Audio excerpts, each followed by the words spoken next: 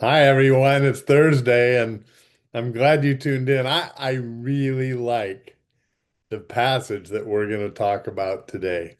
It is so practical. And isn't that what we how to live our life today?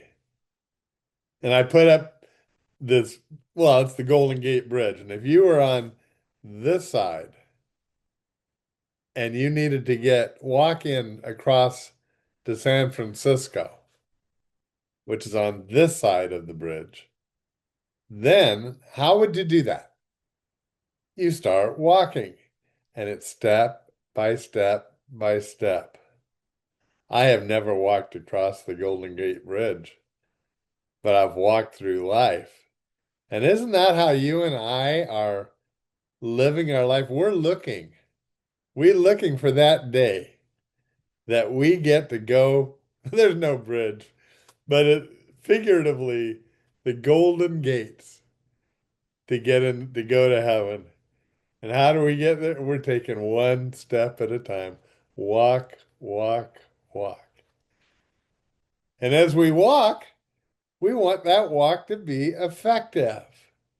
We have been walking our way, reading our way through the book of James, written by the half brother of Jesus, leader in the church in Jerusalem, James.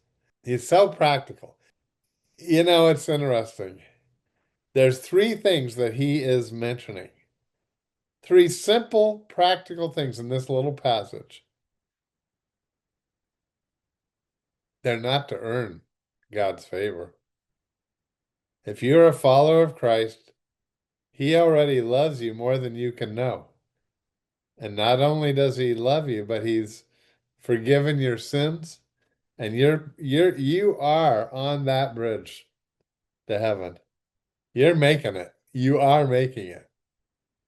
But why not do it correctly or as efficiently and as godly as we know how? So we'll talk about those three things. See if you can pick them out yourself as I read you that today's passage. James chapter 1, verse 26 says, "Those who consider themselves religious and yet do not keep a tight rein on their tongues, they deceive themselves, and their religion is worthless." Religion that God our Father accepts as pure and faultless is this: to look after orphans and widows in their distress, and to keep oneself from being polluted by the world. Let's talk about each of the three things that James mentions, okay? Well, the first one he calls taming the tongue. And hey, did you ever ride a horse? I'll bet almost all of us have ridden a horse at some point. And you use reins to guide that horse to go exactly where you want to go. I, re I remember my last horseback ride. We were at kind of at a ranch up by Solvang, and it was kind of supposed to be like a resort place, and you would ride a horse to get out in the morning and have breakfast out in the woods or somewhere. But we rode a horse quite a ways. And I'll never forget when breakfast great, but by the time I got all the way back to where the camp was, I had one prayer, and God has answered that prayer. And that prayer was, Lord, may that be the last time I have to ride a horse. Guess what? I haven't had to ride one since. But I did learn that you would control that horse in theory by the reins. And he says to keep a tight rein on your tongue. Step one. Is that a hard thing to do? Well, it can be. I don't hear a lot of gossip, and gossip is one of the things that's mentioned in the Bible as something that really hurts you and the other people. We're not to be talking about others in a gossipy way. But I often see it more in taming the tongue and being critical. Being critical is to me, I would pick out as a bigger problem today. But watch what we say. You know, pause and ask before I speak if you can. Will this word that I'm about to say build up or tear the person down? I think it's a great question to ask.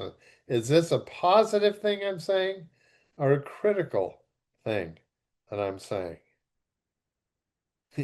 Evidently, from God's perspective, real faith shows up in our speech, not just our sermons. Second thing he mentions, caring for orphans and widows. He says that's accepts as pure and faultless as this, to look after orphans and widows in their distress. That's an interesting one, isn't it? There's a lot of widows and widowers around where we live.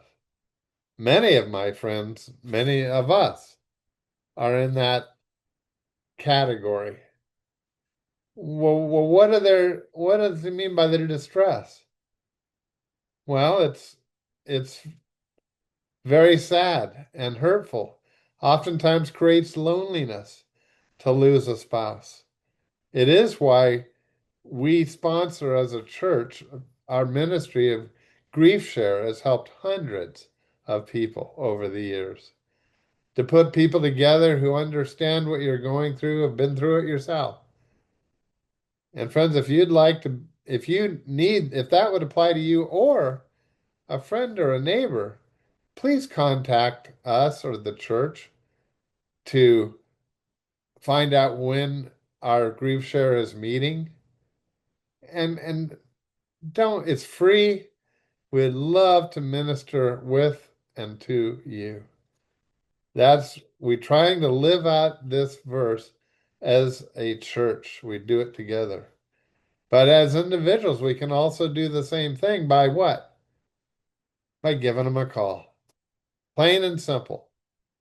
Hey, by the way, you know, orphans are mentioned right in the same thing. And if you can do anything to help a foster parent or an adoptive parent, please do that. My kids are both. They've had 5 foster kids, and now they've adopted 2 of those 5.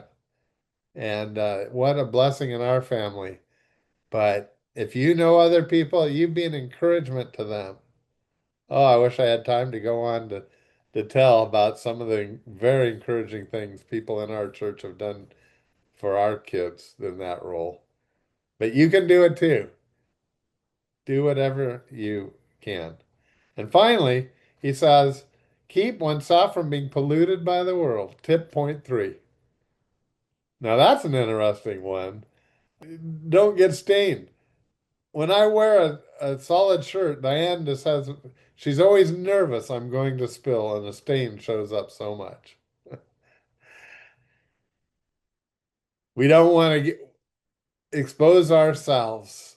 The whole world is full of filth, and he's encouraging us to don't expose ourselves to those things. Wow. I encourage you to do it. Stay tender-hearted and clear. Don't let the daily pressures of news, especially news, can really discourage and pollute the way you are. Be careful with that. Wow.